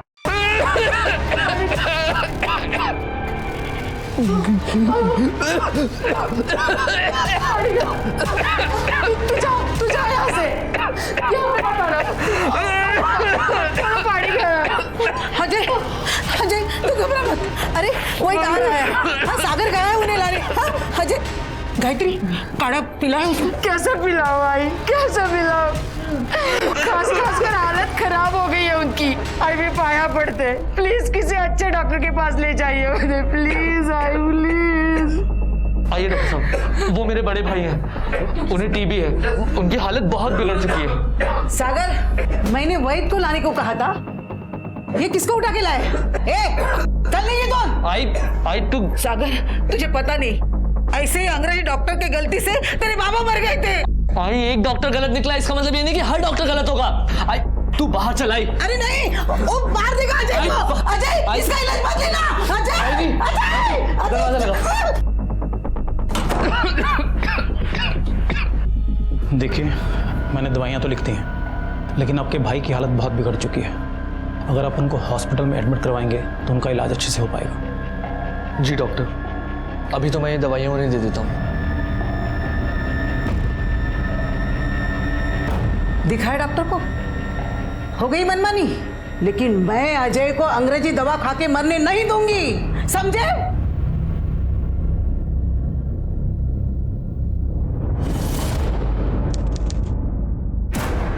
सर, कल दोपहर से मेरी आई और बहन घर वापस नहीं लौटे हैं। आपने आपके रिश्तेदार जान पहचान वालों से पूछताछ की? सर, सबसे बात कर ली, वो किसी के घर पे नहीं है। दरअसल वो कल घर से निकले थे पुलिस हेडक्वार्टर्स जाने के लिए। Police headquarter? हाँ सर, एक्चुअली मेरी आई चाहती थी कि संदीप भाऊ की मर्डर की सीबीआई जांच हो, इसलिए कल दोपहर में वो मेरी बहन के साथ पुलिस हेडक्वार्टर्स के लिए निकले थे कि पुलिस के बड़े अफसरों से बात करके इसकी सीबीआई जांच करवाएं। आई, मैं क्या बोलता हूँ कि तू... सागर, तुझे पता है ना, मैं जो सोचती हूँ मैं करके दिखाती हूँ, समझे? जिस ऑटो से वो लोग निकले थे उसको आप जानते हैं? हाँ सर, वो उसका नाम सोमू है। आई को जब भी कहीं पे जाना रहता है तो मैं सोमू को ही कॉल करके बुलाता हूँ। सोमू रमा अत्रे और उसके परिवार को काफी सालों से जानता है ना तू? हाँ साहब, लेकिन सब मारना नहीं साहब, उनके गायब होने में मेरा कोई हाथ नहीं है। पुलिस हेडक्वार्टर जाने वाले थे वो लोग? सब मुझे नहीं मालूम, वो तो स्टेशन उतर गए थे। फिर वहां से कहाँ गए? मुझे नहीं पता साहब, मैं तो छोड़ के चले गया था। शिंदे, रमा और त्रिवेणी इसके ऑटो से जहाँ उतरे वहां से कहाँ गए, जरा वहां की सीसीटीवी से पता करो। Okay sir. सर,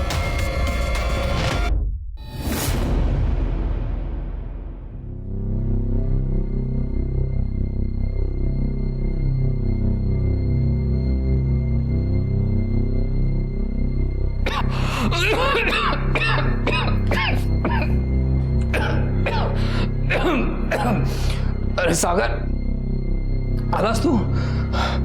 आई का कुछ पता चला? नहीं। अरे ये क्या करते हो आप? हाँ, आपको एक बार बोला वो समझता नहीं है। रूम से बाहर क्यों आया? कितनी बार बोला अंदर रुकिए? हाँ, आई इस तरीके से तो बच्चों में भी इन्फेक्शन फैलेगा। अंदर जा। आओ, आपको समझ में नहीं आता? आपको सही इलाज तो करवाना नहीं है, बस आई की सुनते रहते हो, उन्हीं की मानते हो, और इस तरीके से बाहर आकर बीमार हूँ, पर ये मत भूल के तेरा बड़ा भाई हूँ। मेरे सामने ऊंची आवाज करके बोलना बंद कर, समझो? ये क्या कर रहे हैं आप? छोड़िए उन्हें, छोड़िए। बराबर देख रहा हूँ तुम दोनों को, बहुत सुर से सुर मिल रहा है ना तुम्हारा। कमरे में बंद रहता हूँ, इसका मतलब ये नहीं कि मुझे कुछ दिखाई नहीं देता। सब बराबर देख रहा हूं मैं, समझे?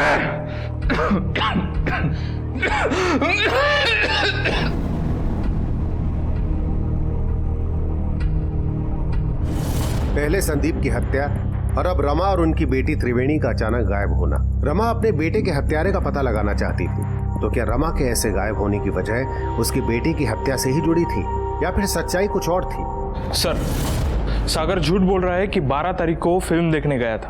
मैंने वहाँ का सीसीटीवी फुटेज भी चेक किया है, उसमें सागर कहीं नजर नहीं आया। ले आओ सागर को, अब पिक्चर उसे हम दिखाते हैं। सर, आप लोग बार बार मुझे क्यों बुलाते हैं?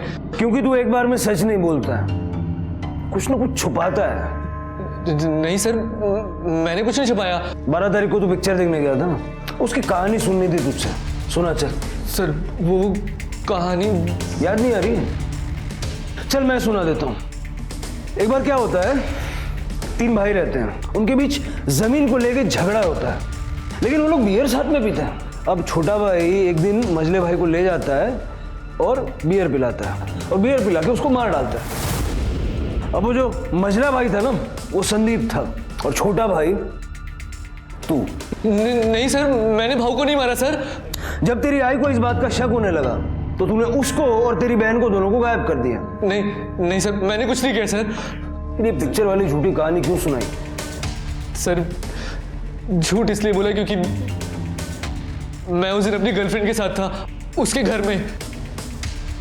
फिर से नई कहानी शुरू कर दिया। मेरा यकीन कीजिए सर, दरअसल मेरी गर्लफ्रेंड दूसरी जात की है, इसलिए मैं ये बात छुपा कर रखता हूँ। अगर आई को पता चलता तो वो बहुत नाराज होती सर।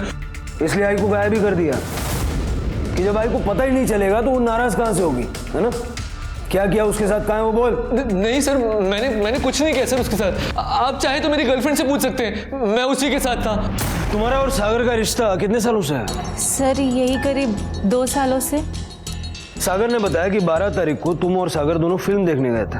नहीं सर, 12 तारीख को हम फिल्म देखने नहीं गए थे। वो एक्चुअली मेरे घर आया था, हम साथ में थे। पुलिस से ऐसा कहने के लिए सागर ने तुम्हें सिखा के भेजा है? नहीं सर, ऐसा कुछ नहीं है, मैं सच कह रही हूँ।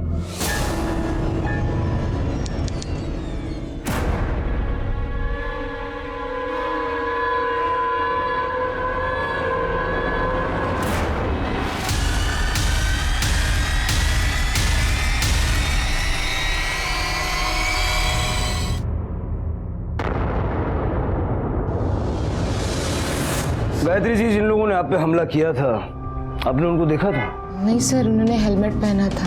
जिस जगह पे आप पे हमला हुआ हमने वहां पूछताछ की, बाइक पे नंबर प्लेट तक नहीं लगी हुई थी। इसका मतलब पूरी प्लानिंग करके आपके ऊपर हमला किया गया। आपको क्या लगता है कोई आप पे क्यों हमला करवाएगा? पता नहीं सर, कोई मुझ पे क्यों हमला करवाएगा। शायद इसलिए क्योंकि आए दिन आपके घर में जमीन को लेके झगड़े चलते रहते हैं।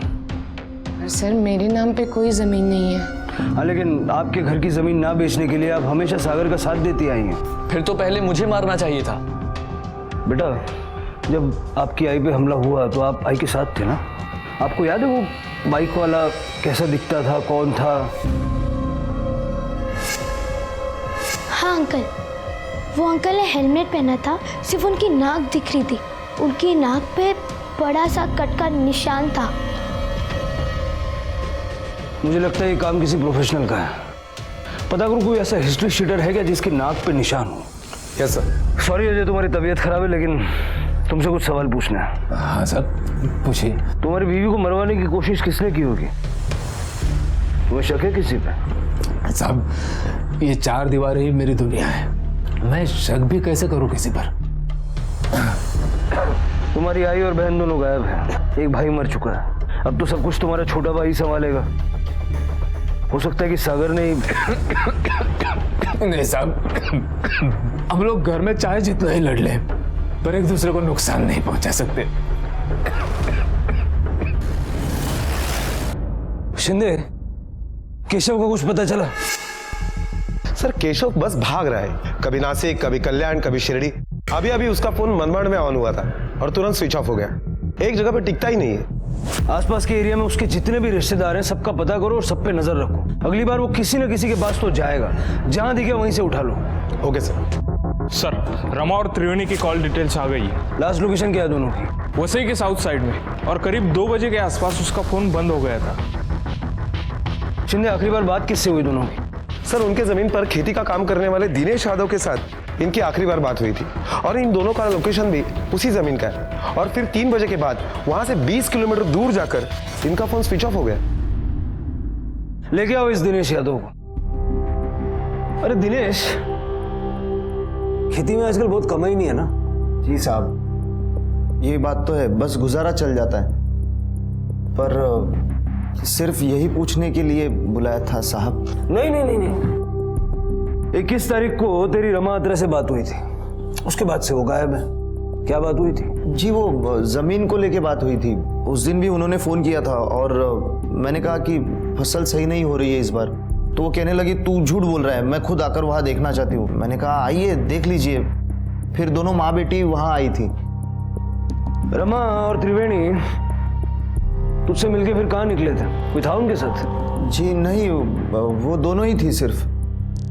12 तारीख को कहा था तू? जी वही खेत पे था अपने। क्यों, संदीप के साथ बियर पीने नहीं गया था? क्या साहब, हम देसी पीने वाले, हमारा बियर से क्या होगा? हाँ, बियर से क्या होगा तेरा, लेकिन पुलिस के सामने जो झूठ बोलता ना उसको ऐसा नशा चढ़ाते हैं कि उसको चारों तरफ जेल की सलाखें नजर आती है। साहब वो तो अभी होश में भी दिख रहा है, पर मैंने आपसे जो कहा वो सब सच था, झूठ कुछ नहीं बोला मैंने आपसे। मैं जा सकता हूँ साहब, थोड़ा खेती में काम है। जा। शिंदे एक नंबर का घाघ आदमी है ये। दवाई खा लीजिए, आपको ठीक लगेगा। अरे नहीं चाहिए। क्या कर रहे हो आप? छोटे बच्चे की तरह, अपनी माँ की तरह ये जिद करना छोड़ दो आप। अपने लिए ना सही, अपनी बेटी के लिए आपको ठीक होना पड़ेगा। बाबा प्लीज दवाई खा लो, और दवाई खा लोगी तो जल्दी ठीक हो जाओगे बाबा, प्लीज खा लो।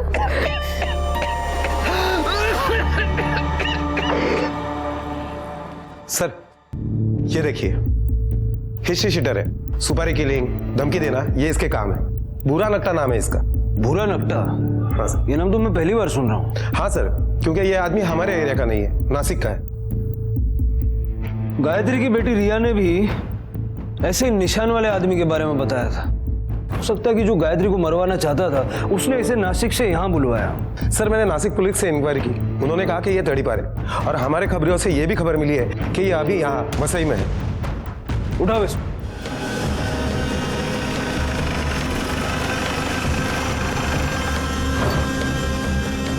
साहब बोला। हेलो, अरे मैं इधर चाय की दुकान पे हूँ, तुम किधर हो? अरे कितना टाइम लगाओगे यार? अरे हाँ बस पहुंच रहा हूँ भाई। Okay okay. क्या रे बुरा, नासिक से नाक कटा कर तू यहाँ आ गया? तू कौन? पुलिस। चल। तुम? साहब अब आप लोग भूरा को मार पीट कर सच उगलवा लोगे, फिर आप लोग मुझे उठाने आओगे, इसलिए मैं पहले ही आपके पास आ गया। तेरी ईमानदारी देख के तुझ पे शक हो रहा है। साहब मैंने सुना है कि सच बोलने पर पुलिस सजा में रियायत देती है। बस साहब सच यही है, मुझे गायत्री भाभी को मारने के लिए पैसे दिए गए थे। और तूने भूरा नकटा को सुपारी दे दी? हाँ साहब, मरवाने की कोशिश तो की थी, और अगर पकड़ा गया तो बड़ा केस भी नहीं लगेगा। किसने कहा तुझे ये सब करने के लिए? क्या साहब, आपको कोई भी कुछ भी बोल देगा और आप सच मान लेंगे। मैं भला क्यों अपनी बीवी को मरवाने की कोशिश करूंगा? तूने अपनी बीवी को मरवाने की कोशिश इसलिए की क्योंकि तुझे शक था कि उसका किसी के साथ अफेयर है। मान लीजिएगा मेरी बीवी का किसी के साथ अफेयर है भी, तो मुझे कैसे पता चलेगा? मैं तो दिन रात उस कमरे में बंद रहता हूँ साहब। मुझे ये समझा कि तूने दिनेश को ऐसा क्यों बोला कि अगर किसी औरत का पैर फिसल जाए तो उसे समझाने का कोई फायदा नहीं, हमेशा के लिए सुला देना चाहिए। कोठा रे, घेऊन ये त्याला।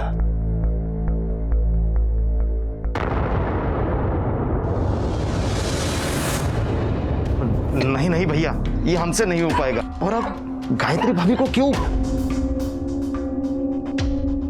दिनेश, औरत का पैर एक बार फिसलने लगे ना तो उसे समझाने का कोई फायदा नहीं है, उसे सुला देना चाहिए हमेशा के लिए।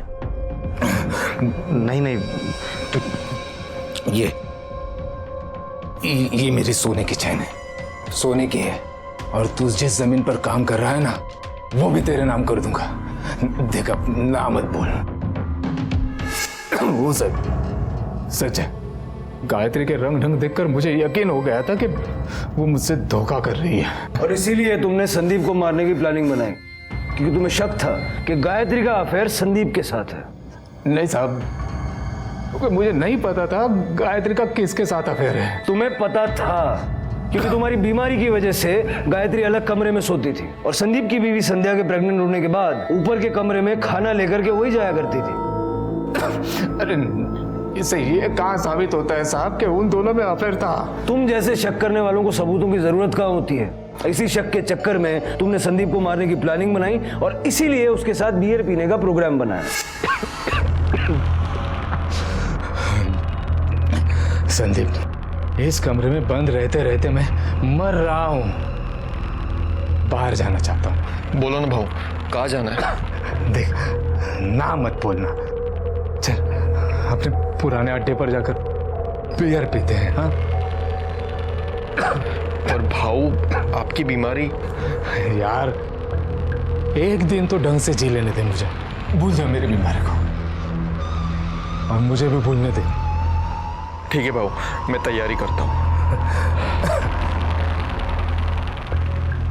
2 बजे के आसपास संदीप ने बियर खरीदी, 2 स्ट्रॉन्ग 2 माइल्ड, क्योंकि तुम पहले माइल्ड बियर पिया करते थे। अरे साहब, मैं आपका पागल दिखता हूँ क्या? इस बीमारी को लेके मैं बियर पीऊंगा? तुमने बियर पी नहीं, पीने का प्रोग्राम बना है। संदीप ने बियर खरीदने के बाद तुम्हें फोन किया। हाँ संदीप। हाँ अजय भाऊ, हाँ मैं बियर लेकर आया हूँ, आप बाहर आइए। तो एक काम कर, घर के पीछे आ जा, मैं वहीं आता हूँ। और फिर अपना मोबाइल घर पर छोड़कर तुम पीछे के दरवाजे से चुपचाप संदीप के साथ रेलवे लाइन की तरफ निकल गए। और जब संदीप को नशा हो गया तो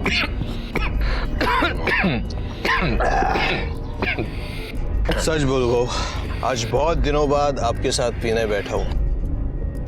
अच्छा लग रहा है। अच्छा लग रहा है ना? हाँ, मुझे भी अच्छा लग रहा है। पी।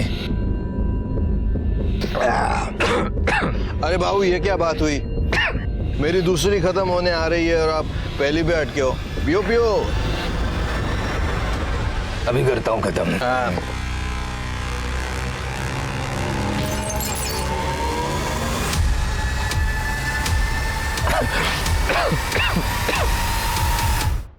उसके बाद तुमने संदीप की बाइक वहां से उठाई होगी, घर के पीछे आकर बाइक को पार्क कर दिया, पिछले रास्ते से घुस के अपने कमरे में चले गए, चप्पल को साफ कर लिया और ऐसा दिखावा किया जैसे तुम्हें कुछ पता ही नहीं। नहीं साहब, मैं ऐसा कमीना भी नहीं हूं कि अपने भाई का खून कर दूं, वो भी सिर्फ शक के आधार पर। लेकिन सिर्फ शक के आधार पर तुमने अपनी बीवी को मरवाने की कोशिश तो की, है ना? लेकिन साहब, इस शक के आधार पर मेरे खिलाफ मेरे भाई को मारने का कोई केस नहीं बनता है, तो इन सब बातों का कोई फायदा है नहीं। गायत्री की हत्या की कोशिश के सबूत तो मिले हैं, तो उसकी सजा तो तुझे पक्का मिलेगी। और एक बात और समझ ले, संदीप की हत्या की जांच अभी खत्म नहीं हुई। ये दिनेश खुद आया, इसने सब सच बता दिया। इसकी सच्चाई मुझे जरा खटक रही है। चलिए इसका सीडीआर निकलवाओ। Okay sir. आइए गायत्री जी। सर क्या हुआ? अचानक मुझे ऐसे यहाँ बुला लिया? आपको मरवाने की कोशिश आपके पति ने की और ये माना भी कि उन्हें ऐसा शक था कि आपका किसी के साथ अफेयर था। अब आपके घर में तो 2 ही आदमी थे, सागर और संदीप।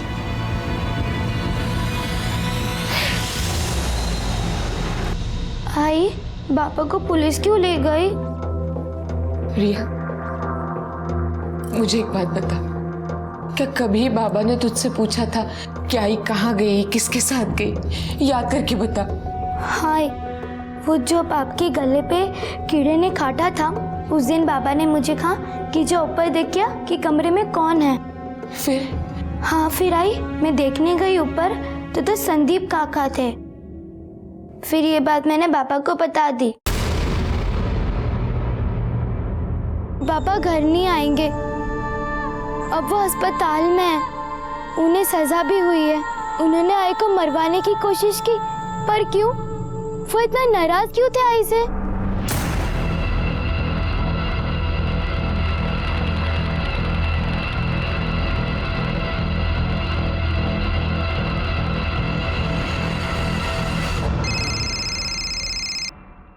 हेलो।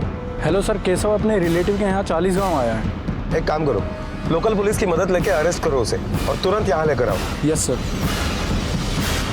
सर, ये दिनेश यादव के कॉल रिकॉर्ड से पता चल रहा है कि दिनेश यादव की आत्रे फैमिली के लगभग हर मेंबर से बात हुआ करती थी, लेकिन सबसे ज्यादा बात उसकी गायत्री के साथ हुआ करती थी। गायत्री और दिनेश यादव की उस दिन भी बात हुई थी जिस दिन रमा और त्रिवेणी दोनों गायब हुए थे। सर, और दिनेश यादव की उस दिन और 2 लोगों के साथ बात हुई थी। पता करो ये और 2 लोग कौन है और ये गायत्री और दिनेश के बीच में इतनी बातचीत होने का रीजन क्या है? क्योंकि मुझे लगता है कि ये दोनों मिलके कोई बहुत बड़ा गेम खेल रहे हैं। सर इन दोनों के सच के बारे में तो हम पता लगा ही लेंगे। फिलहाल केशव मिल गया है, उसे 40 गांव से लेके आ रहे हैं। गुड। साहब साहब साहब मुझे मारो नहीं, मुझे मारो नहीं, मैं बताता हूँ साहब, मैंने संदीप को नहीं मारा है, सच कह रहा हूँ। संदीप के घर पर धमकी देने के लिए गया था ना? मैं डर गया था क्योंकि मेरे धमकाने के बाद ही वो मर गया। मुझे पता था साहब आप लोग मुझ पे शक करोगे, इसलिए मैं डर गया था साहब। 12 तारीख को जिस दिन संदीप का मर्डर हुआ, तेरे मोबाइल की लोकेशन भी वसई के उसी एरिया की है। ये जादुई कोइंसिडेंस कैसे हो गया? साहब मेरे दोस्त की मोबाइल रिपेयर शॉप है, मैं अपना मोबाइल ठीक कराने गया था। हर किसी के पास बचने के लिए एक कहानी होती है। चल तेरे दोस्त का नंबर दे। हाँ साहब 9820774415। शिंदे इसकी कहानी क्रॉस चेक करो। शिंदे जो दिनेश के सीडीआर में 2 नंबर मिले थे उनकी डिटेल्स मिली? सर कल तक मिल जाएगी। सर रमा और त्रिवेणी जिस दिन गायब हुए थे उस दिन दिनेश यादव की गायत्री के अलावा जिन 2 लोगों के साथ बात हुई थी उनके कॉल डिटेल्स आ गए। सर ये देखिए, ये एक नंबर है 8877, ये नंबर तो फिलहाल बंद आ रहा है, और ये दूसरा नंबर 9872, ये नंबर दिनेश यादव के दोस्त रवि का है। सर दिनेश यादव ने रवि को 21 तारीख को सुबह फोन किया था उसकी माँ की दवाई के पर्चे के बारे में पूछने के लिए। माँ की दवाई का पर्चा क्यों? क्योंकि सर उसकी माँ की दवाई के पर्चे में नींद की दवाई की प्रिस्क्रिप्शन थी। और ये दूसरा 8877 वो किसका है? सर ये नंबर पवन सोलंकी नाम के आदमी का है, ये आदमी तांत्रिक है। उठाओ इसको। क्या रे दिनेश, नींद की दवाई की क्या जरूरत पड़ गई तुझे? रवि तेरा दोस्त, उसकी माँ का दवाई का पर्चा मांगा था ना तूने? जी वो नींद नहीं आ रही थी इसीलिए। बड़े संयोग की बात है, जिस दिन रमा और त्रिवेणी गायब हुए उसी दिन तूने नींद की दवाई खरीदी। क्या किया दवाई का? वो दवाई खाई मैंने। ये दवाई खाने की नसीहत किसने दी थी? तांत्रिक ने? नहीं साहब, वो फोन किया था उसको, पर बारिश कब गिरी ये पूछने के लिए फोन किया था। अप्रैल के महीने में बारिश का इंतजार कर रहा है? हाँ ले गया उसको। कोठा रे घेऊन ले त्याला, चल। अब सब कुछ सीधा सीधा सच सच बताएगा या मार खा के बताएगा? बताता हूँ साहब।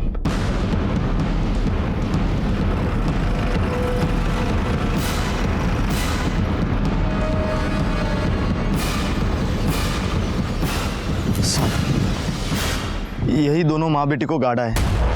लाशों को निकलवाने का इंतजाम करो। Okay sir.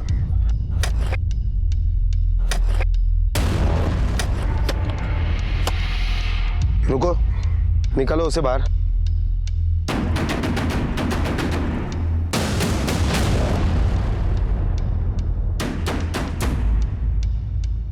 Sir Rama ji,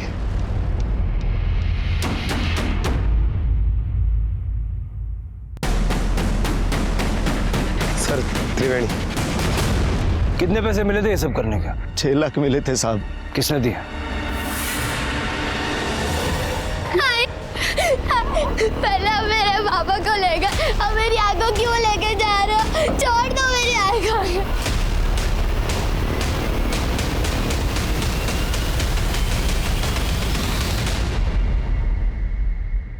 Sandeep को भी तुमने ही मरवाया? नहीं सर, संदीप को किसने मारा, क्यों मारा, मैं नहीं जानती। अपनी सास को क्यों मरवाया? तंग आ गई थी मैं उस औरत से, सिद्धि अड़ियल। बस उसी औरत की वजह से 5 साल तक मैं अपने पति से दूर रही। मेरी बेटी को भी मनहूस मानती थी वो। मेरे पति का अच्छे डॉक्टर से इलाज भी नहीं करा चाहती थी, जमीन बेचने चली थी। ऐसे तो हम लोग रास्ते पे आ जाते ना, इसीलिए दिनेश को कहकर मैंने उन्हें मरवाया ताकि उनके बाद घर का और जायदाद का पूरा कंट्रोल मेरे हाथ में आ सके। माँ जी, हमने कहा था ना बड़े ही पहुंचे हुए बाबा है ये। बाबा कुछ भी करो, मेरे बेटे के कातिल का नाम बताओ, जमीन का आधा हिस्सा आपके नाम कर दूंगी। लो ये पहले पवित्र जल पी लो, अपनी आंखें बंद करो, अपने मरे हुए बेटे का ध्यान करो। जब आंखें खोलोगे तो इस हवन कुंड में उस हत्यारे की आकृति दिखाई देगी। जल पियो।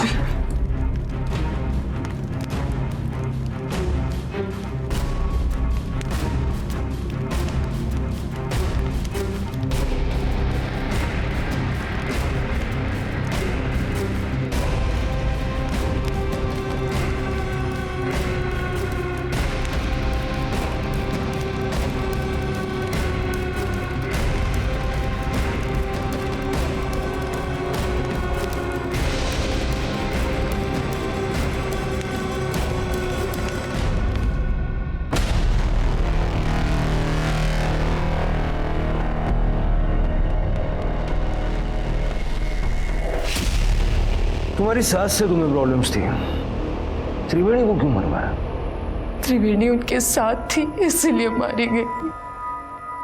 अब तुम्हारी अपनी जिंदगी का कंट्रोल भी तुम्हारे हाथ में नहीं रहा। क्या मिला ये सब करके?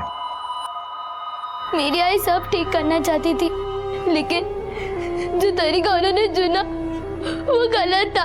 और आज क्या हुआ? सब गलत हुआ, उनके साथ भी, मेरे साथ भी। संदीप की हत्या किसने की, ये गुत्थी आज भी उलझी है। पुलिस को शक है कि उसके बड़े भाई अजय ने उसकी हत्या की, लेकिन इसका कोई सबूत नहीं है उनके पास। दिनेश और दिनेश की मदद करने वाले तांत्रिक पवन सोलंकी को रमा और उनकी बेटी त्रिवेणी की हत्या के लिए उम्र कैद की सजा हुई। कहते हैं जमीन में आप जो बोते हैं अंत में वही काटते हैं, और इन सभी अपराधियों के साथ भी वही हुआ। जिस गुनाह के बीज उन्होंने बोए उसी की सजा वो काट रहे हैं। क्राइम पेट्रोल्स के और भी दिलचस्प कहानी देखने के लिए हमारे चैनल को सब्सक्राइब करें और बेल आइकॉन दबाना न भूलें।